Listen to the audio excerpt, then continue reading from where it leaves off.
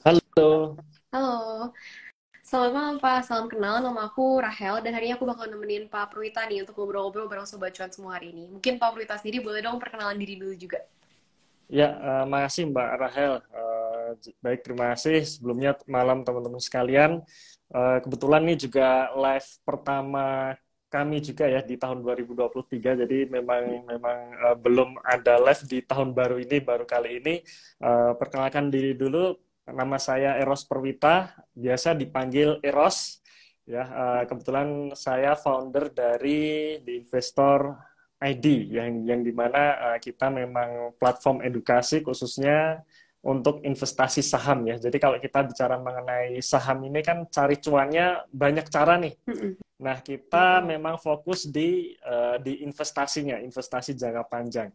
Seperti itu sih, Mbak Rahel. Oke, berarti kalau mungkin untuk investasi jangka panjang lebih ke value investing ya Pak? Iya, betul Mbak Rahel.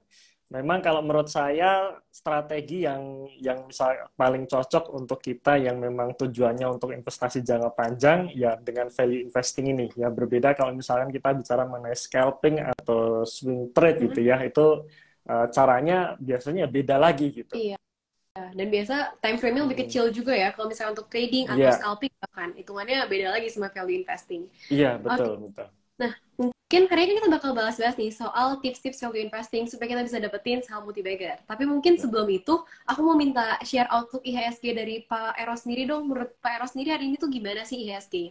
Mungkin dalam sebulan pertama ini ya di tahun 2023. Hmm. Oke, kalau pandangan saya sendiri tentang outlook IHSG sepanjang tahun 2023 mungkin ya kalau misalkan bicara mengenai time frame pendek dalam 1 bulan ke depan seperti apa mungkin saya juga tidak tahu pastinya ya masih masih ngawang-ngawang gitu ya. Iya. Cuman untuk sepanjang tahun 2023 saya salah satu investor yang optimis tahun ini prospeknya cerah gitu, IHSG cerah gitu. Ada beberapa pertimbangan kalau kita bicara mengenai makronya ya di sisi makronya sebenarnya apa sih yang men-trigger di pasar keuangan? Kalau kita bicara mengenai pasar keuangan ini kan ada 3 pasar keuangan yang menjadi patokan ya atau acuan. Yang pertama pasar forex, yang kedua pasar saham, yang ketiga pasar bonds ya atau obligasi. Nah, yang men-trigger dari pasar keuangan keseluruhan ini itu adalah suku bunga gitu. Nah, jadi suku bunga ini yang akan men-trigger market ini akan bergerak seperti apa. Nah, tahun 2022 kemarin kita lihat suku bunga ini agresif naik. Yang kita lihat suku bunga di negara mana? Tentunya di negara Amerika ya, karena mau nggak mau kita dagang ke luar negeri itu pakai USD ya, US dollar. Nah, maka pastinya kita akan lihat suku bunga Amerika. Nah, tahun 2022 suku bunga Amerika agresif naik ya salah satu faktornya adalah inflasi yang tinggi di sana. Ketika suku bunga agresif naik, nah maka pasar keuangan ini jadi istilahnya jadi nggak stabil lagi nih, jadi chaos, jadi orang-orang bingung. Nah, ketika orang-orang bingung ya mereka akan keluar dari instrumen yang beresiko tinggi termasuk ya bonds maupun juga saham ya. Apalagi kalau kita lihat pasar forex ya USD terhadap rupiah kita lihat kemarin dolarnya naik ya naik cukup signifikan ya hampir ke 16.000 tahun kemarin. Nah, itu yang istilahnya men-trigger kenapa pasar keuangan secara keseluruhan di tahun 2022 kemarin itu tidak baik-baik saja ya karena agresif suku bunga yang naik gitu. Suku bunga yang naik secara agresif. Nah, tahun 2023 ini menurut saya suku bunga akan cukup stabil gitu. Walaupun memang masih akan naik, tapi paling tidak naiknya tidak seagresif tahun 2022 kemarin. Jadi kalau tahun 2022 kemarin itu suku bunga Amerika agresif karena inflasi yang tinggi, nah kita lihat sampai akhir tahun 2022 inflasi Amerika udah turun nih. Udah turun dari level tertingginya 9,1% sampai ke 6,5%. Ya, sedangkan suku bunga Amerika dari 0% ke 4,5%. Jadi masih ada gap nih. Nah, kalau masih ada gap seperti ini, prediksinya kemungkinan suku bunga masih naik lagi. Cuman sekali lagi tidak agresif lagi. Nah, sebenarnya apa sih yang diinginkan market? Nah, market ini apakah menginginkan suku bunga yang rendah atau seperti apa? Nah, sebenarnya bukan suku bunga rendah yang diinginkan market, tapi suku bunga yang stabil. Sepanjang suku bunga ini stabil, market akan bergairah ya. Jadi maksudnya stabil ini walaupun misalkan kalau naik, ya naiknya jangan kenceng-kenceng lah ya. Misalkan naik 0,25% saja gitu. Itu cukup, itu sudah cukup untuk membuat market ini bergairah gitu. Sisi makro seperti itu, kemudian di sisi mikronya alias di sisi market kita sendiri ya IHSG. IHSG kalau menurut saya sekarang sudah enteng untuk naik nih. Kenapa? Karena kalau kita ngelihat di tahun 2022 kemarin ya, atau 2 tahun ke belakang deh, tahun 2021 kita melihat sektor-sektor digital termasuk bank digital itu kan naik signifikan loh. Bahkan Iya. kenaikannya bisa dibilang tidak wajar gitu ya, alias banyak orang mengatakan saat itu bubble digital. Akhirnya tahun 2022 meletus nih. Ya, kita lihat indeks sektor teknologi turun sampai 40-an%. Ya, berarti kan meletus nih di tahun 2022. Gantian yang tahun 2022 kemarin yang manggung adalah sektor teknologi. Sektor energi yang dimana ini didominasi oleh saham-saham batubara. Nah, sekarang pertanyaannya, apakah di tahun 2023 ini sektor batubara akan meletus kan gitu kan? Kalau tahun 2022 kemarin sektor energi naik 100%, apakah tahun 2023 ini indeks sektor energi apakah akan meletus juga seperti sektor digital tahun kemarin? Pandangan saya tidak akan meletus.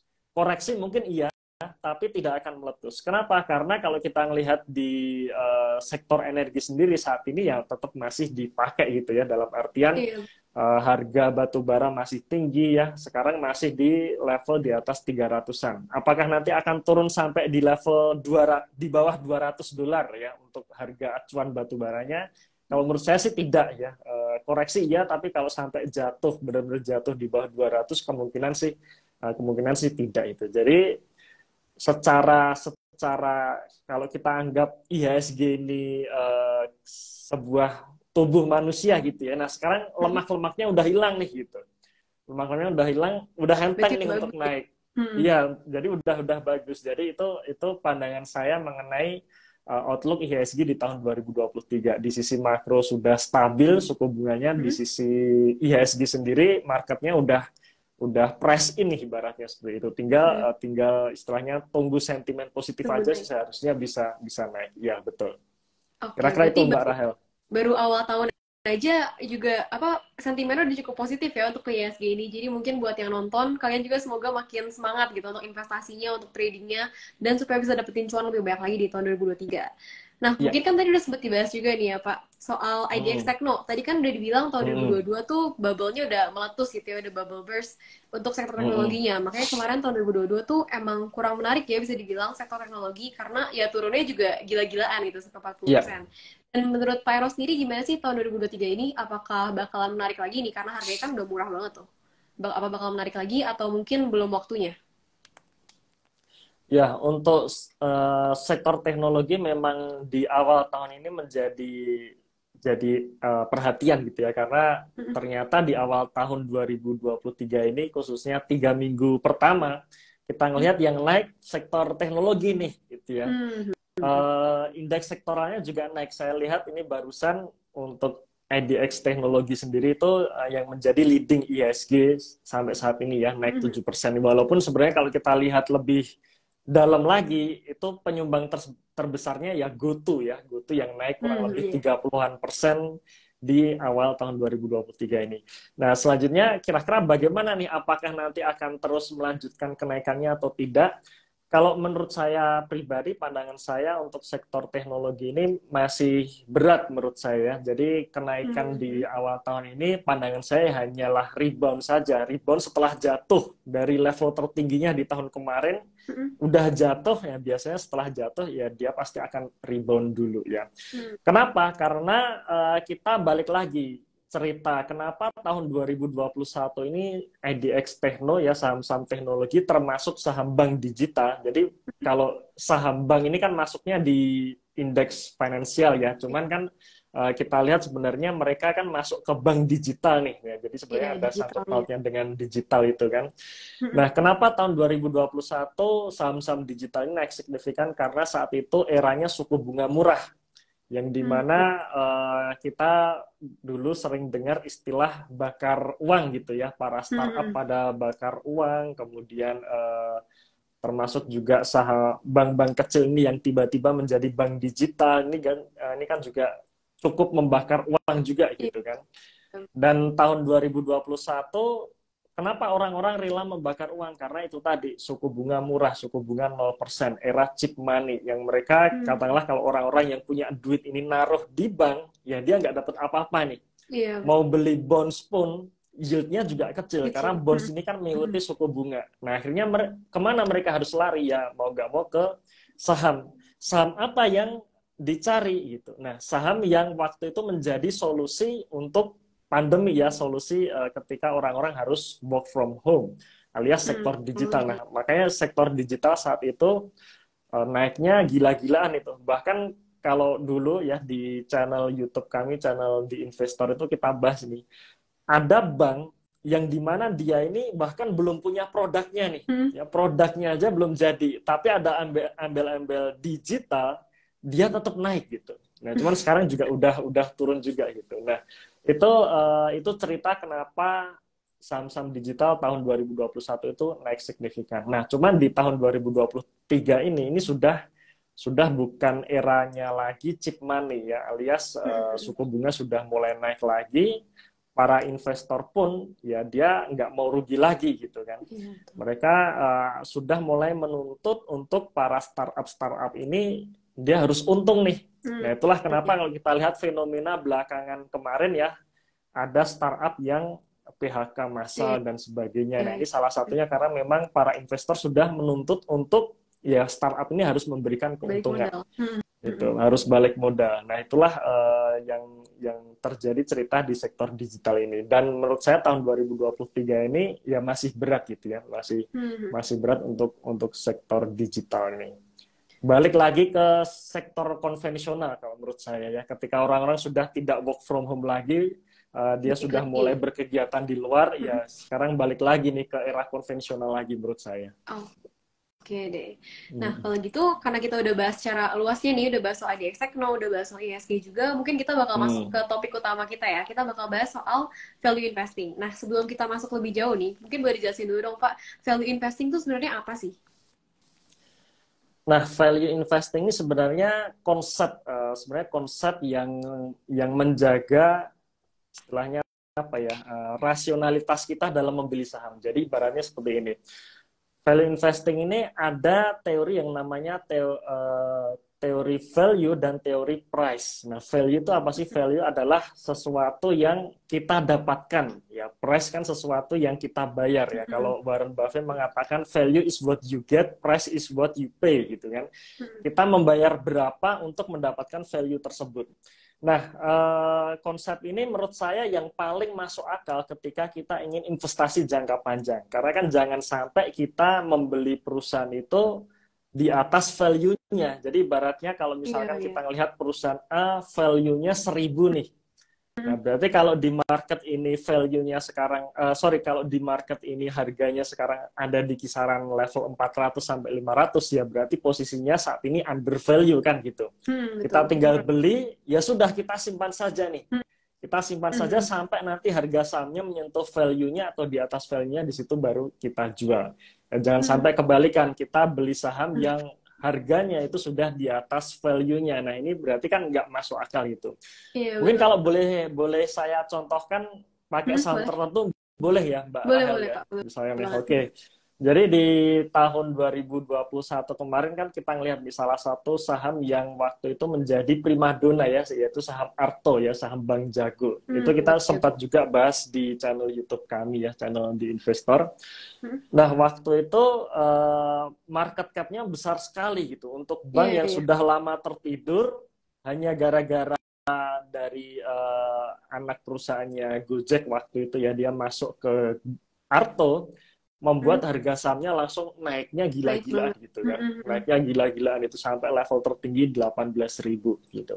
Iya. Nah, padahal kalau kita nilai, kita apa namanya, kita bandingkan antara harga dengan value itu sebenarnya sudah nggak masuk akal. Jadi kalau kita bicara waktu itu market cap-nya itu sempat kalau nggak salah di atas 200 triliun, jadi sudah mengalahkan market cap-nya Bank BNI gitu ya, bank yang sudah berdiri sejak 46 itu langsung disalip dengan Atau Bank Jago. Padahal kalau kita lihat secara neracanya waktu itu ya dari sisi aset maupun dari sisi kreditnya sendiri juga masih masih kecil dibandingkan market cap-nya ya. Jadi kalau misalkan posisi sekarang saja deh ya, posisi sekarang walaupun sudah jatuh dari harga 18.000 ke level 3 ribuan, sekarang market cap-nya kan masih sekitar 50-an triliun. iya.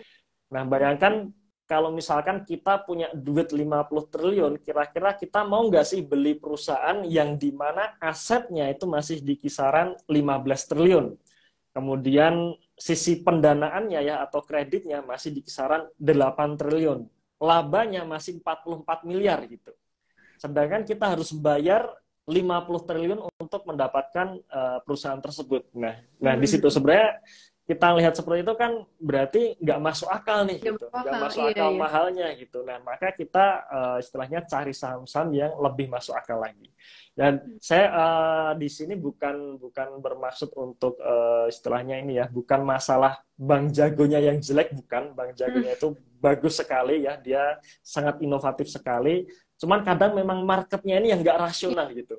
Iya, Jadi iya. marketnya ini Pengalaman yang gitu ya. kadang-kadang bergeraknya ini nggak Gila-gila. rasional yang membuat tidak masuk akal untuk kita masuk gitu sih. Nah itu sekilas tentang value investing. Jadi kita memperhatikan value, kemudian ketika kita membeli saham tersebut masuk akal nggak sih dengan harga yang ditawarkan market seperti itu, kita mendapatkan value yang akan kita dapatkan seperti itu.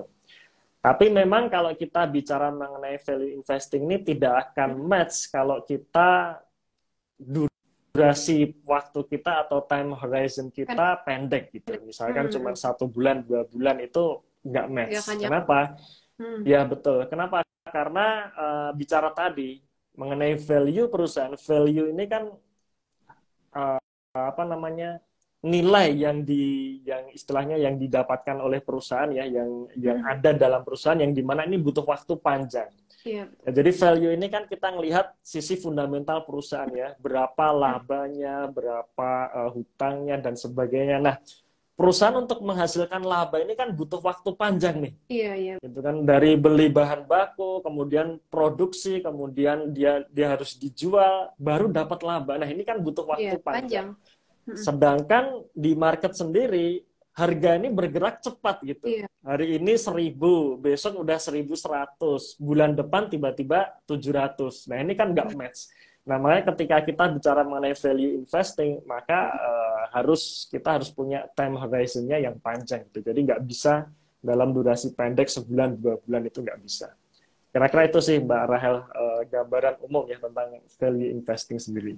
Oke, berarti mungkin untuk nge-summarize dikit ya, value investing tuh pokoknya nggak cocok nih untuk orang-orang yang lebih suka ke trading ataupun scalping. Jadi kayak jangan harap kalau misalnya kalian value investing, besoknya udah kaya atau bulan depan lagi udah kaya gitu. Karena untuk value investing kita tuh harus cari perusahaan-perusahaan yang emang harga sahamnya tuh masih murah. Padahal perusahaan ini merupakan perusahaan yang bagus. Dan cara perusahaan ini bisa nyampe, sahamnya bisa nyampe ke value aslinya, itu butuh waktu yang panjang juga. Nah, mungkin selanjutnya nih ya, kita akan masuk, karena kita udah tahu nih value investing tuh apa, dan tadi udah kasih contohnya juga. Gimana sih caranya kita screening saham nih, buat nyari saham-saham yang value-nya tuh masih bagus. Apalagi kan saham-saham ini kan banyak banget, ada ratusan juga ya. Nah, itu caranya gimana sih? Ya, kalau screening sendiri, saya sendiri juga tidak ada metode khusus dalam screening saham gitu ya, karena memang saham ini kan, ya ibaratnya kita bicara value investing, kita ngelihat bahwa perusahaan yang satu dengan yang lain pasti berbeda kan gitu.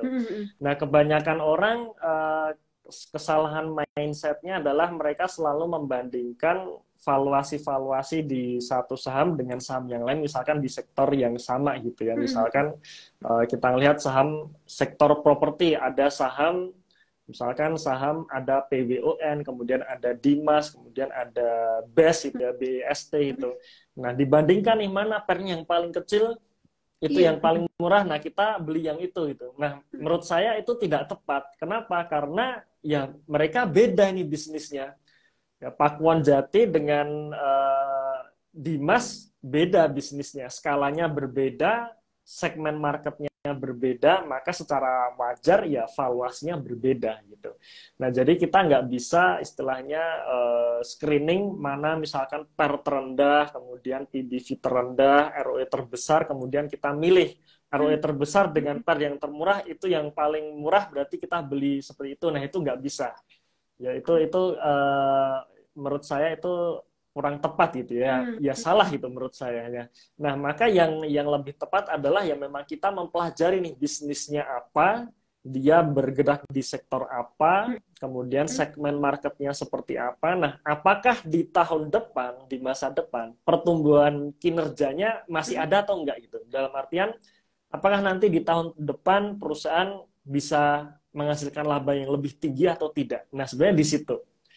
Nah, maka di sini kalau saya sendiri pertama untuk rasio yang selalu saya amati pertama adalah ROE gitu ya. ROE ini menurut saya rasio yang terpenting karena ROE ini kan kita bicara filosofi mengenai berbisnis. Kalau berbisnis itu ya bagaimana caranya kita mendapatkan laba sebesar-besarnya dengan modal sekecil-kecilnya. Kan itu ROE seperti itu kan. Nah, selain ROE, kita juga perlu lihat perkembangan kinerja per tahunnya. Apakah secara histori dia naik, kemudian ada potensi naik di tahun ini atau tidak. Seperti itu. Nah, itu yang terpenting. Baru masuk ke valuasinya, bagaimana PBV dan bagaimana PE rasionya. Seperti itu sih. Jadi kalau screening saham tertentu, screening dari istilahnya apa namanya, memilih dari 700 lebih saham ini, saya tidak tahu yang cocok yang mana. Cuman yang terpenting memang kita melihat dari sisi perusahaannya itu sendiri, fundamentalnya seperti apa, ada potensi tumbuh atau tidak. Nah, itu yang lebih penting. Mungkin bagi kita yang kadang sering bingung ya, pengen investasi tapi mulai dari saham mana dulu. Nah, bisa kita start ya dari saham-saham yang kita kenal aja nih gitu. Iya. Kan banyak nih dalam keseharian kita kan sebenarnya banyak nih barang-barang yang dimana si produsen atau si pemasar dari barang yang kita pakai ini kan perusahaan publik kan ya. Misalkan kita anak kos nih, anak kos udah pasti tuh makanan sehari-hari Indomie kan kayaknya pasti itu ya enggak. Ya, nah Indomie ini kan ternyata produsennya adalah ICBP kan gitu. Nah, bisa mulai dari situ. Atau misalkan kita sering ke bank gitu, misalkan kita ngelihat kita sering ada BCA, BRI, nah ini kan juga perusahaan publik ya, bisa dimulai dari situ. Jadi dimulai saja dengan saham-saham yang kita familiar gitu dengan produknya, di situ kita bisa mulai, kita bisa analisa kira-kira ini menarik atau enggak. Nah kalau menarik ya sudah beli saja gitu. Dan tidak ada yang namanya best of the best gitu ya, karena kadang seperti ini. Dari 700 ini saham terbaik apa nih? Wah, ini berat sekali nih jawabnya.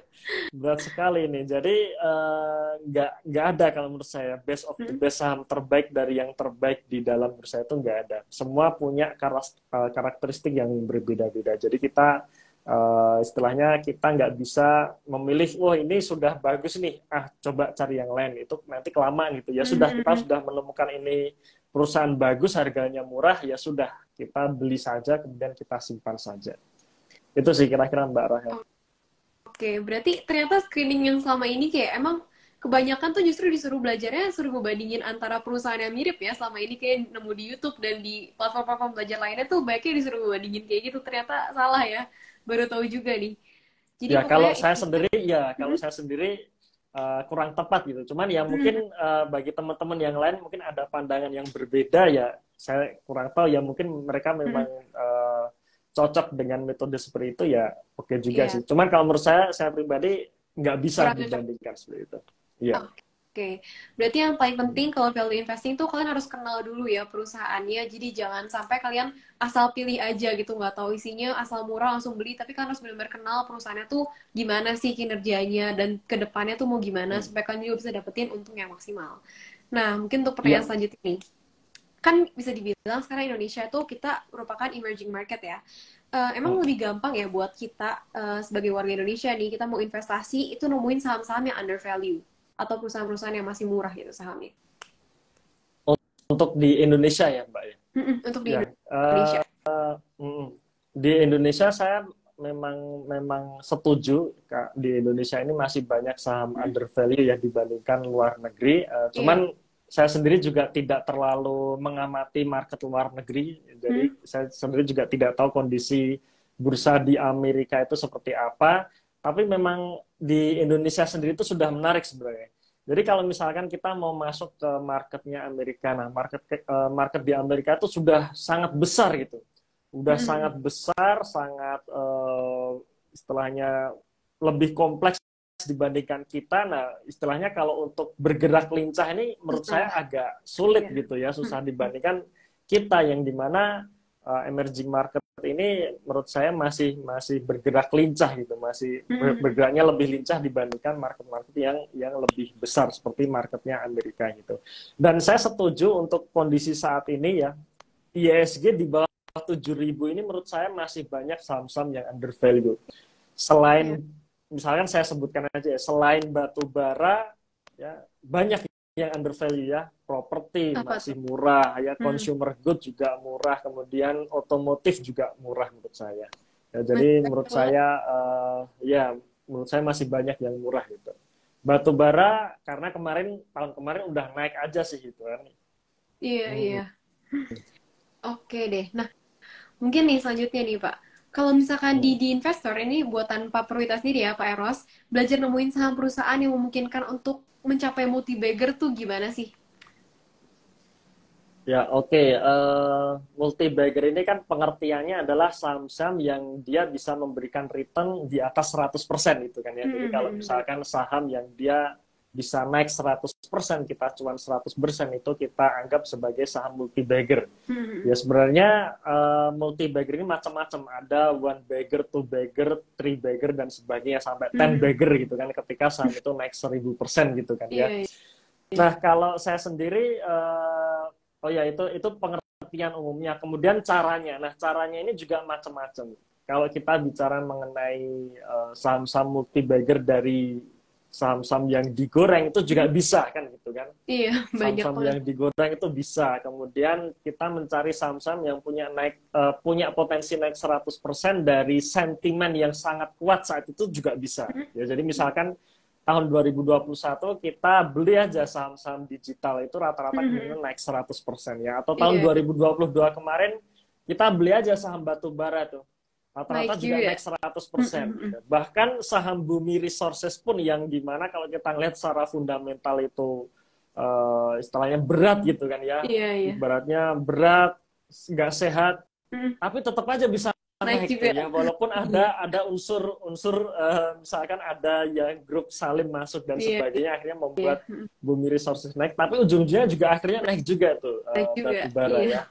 Nah itu cara misalkan kalau kita bicara mengenai sentimen, jadi naik karena digerakkan oleh sentimen. Sebenarnya kalau batu bara sendiri kemarin karena memang kinerjanya juga sudah naik sih, jadi saham-saham batu bara di tahun kemarin itu saya anggap dia naik karena memang kinerjanya bagus dan sentimennya kuat kan gitu. Nah kalau saya sendiri saya lebih senang cari saham-saham yang punya potensi untuk naik multi-bagger secara kinerja gitu. Karena kalau secara kinerja ini enak gitu. Enaknya kita misalkan bagi kita khususnya yang tidak punya waktu untuk memantau market ya. Misalkan kita pekerja kantoran nih. Dari pagi sampai sore ngantor gitu. Kayaknya berat juga ya kalau kita misalkan mau mengikuti saham-saham gorengan ini untuk naik cari saham multi-bagger, kayaknya berat juga tuh. Nah kan nggak mungkin misalkan kita customer service bank gitu ya. Baru ngelayani nasabah, ada nasabah mau buka rekening bank gitu. Oh tunggu dulu Bu. Iya, saya mau trading dulu nih gitu. Kayaknya kan nggak mungkin kan. Nah, makanya yang paling enak buat kita-kita yang sibuk ngantor ya nggak punya waktu buat mantau market setiap hari ya, kita cari saham-saham multi-bagger dari kinerjanya. Nah, dari kinerja ini simpel seperti ini. Kalau misalkan kinerja perusahaan itu misalkan tumbuh 500%, berarti secara wajarnya harga sahamnya juga paling enggak naik ya, akan mengikuti gitu. Karena dalam jangka panjang harga saham itu akan mengikuti kinerjanya. Nah, seperti itu. Jadi kita bisa cari nih, mana kira-kira saham yang dia punya kenaikan kinerja misalkan 500% dalam waktu yang relatif singkat. Itu menarik. Misalkan katakanlah kalau misalnya kita bicara saham BBRI atau BBCA gitu ya, dia tetap naik nih satu bagger 100%, tapi jangkanya kan cukup panjang, misalkan 5 atau 7 tahun. Nah, kalau kita lihat selama 5 atau 7 tahun ini, kinerjanya karena memang naik terus gitu. Naik terus, dan selama kurun waktu jangka panjang ini naiknya juga kira-kira katakanlah 200% kenaikan kinerjanya gitu kan. Nah, sekarang kita cari nih saham-saham mana yang bisa kinerjanya ini naik 200 atau bahkan 500%, tapi dalam waktu misalkan setahun atau 2 tahun. Gitu. Nah, jadi kalau kita bisa menemukan saham-saham seperti itu, potensi untuk menjadi multi-baggernya besar. Seperti itu. Nah, tinggal kita nunggu sentimennya. Seperti itu. Nah, saya punya rumus ya yang selalu saya share ke teman-teman di investor ini. Iya, apa tuh, Pak? Ketika lompatan kinerja gitu ya. Ketika perusahaan ini membuka lompatan kinerja ini berarti labanya misalkan naik 200% atau 300% gitu ya dalam 1 tahun. Kemudian sentimen positif masuk, maka harga saham itu akan meledak gitu. Pasti naik. Akan meledak ya. Lompatan kinerja ditambah dengan sentimen positif, harga saham akan meledak. Nah, kita masuk sebelum 2 hal ini ketemu gitu. Nah, permasalahannya kan sentimen ini kan kita nggak tahu nih kapan masuknya. Bisa bulan ini, bulan depan, atau bahkan tahun depan kan kita nggak tahu. Nah, kita bisa start dari kinerjanya dulu nih. Kita cari saham-saham yang punya kinerja sangat bagus ya, sangat melompat gitu. Yang harganya belum naik, yang dimana market ini belum melirik gitu. Nah, kita bisa start dari situ.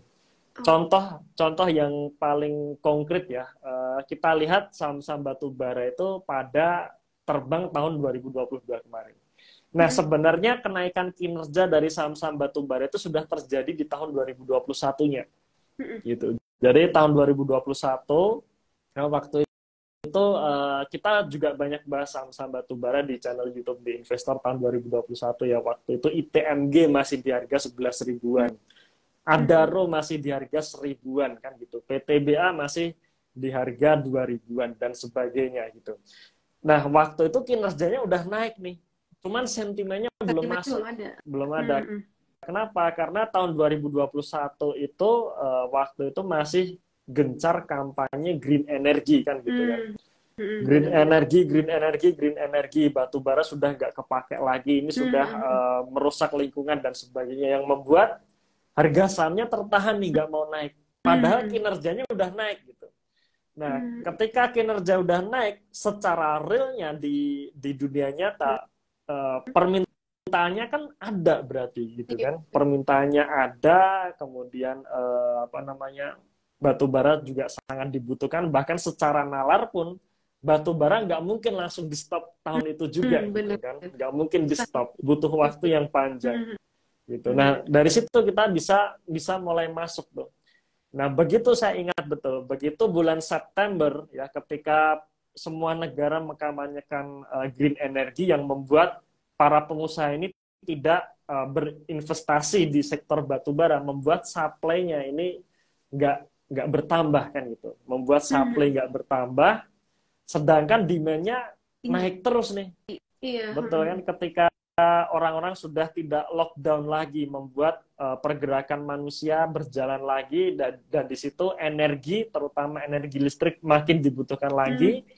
Bahan baku untuk pembangkit listrik termurah saat ini ya masih batu bara kan gitu. Ya sudah, mau nggak mau bulan September sentimennya baru masuk, terjadi krisis energi di Eropa.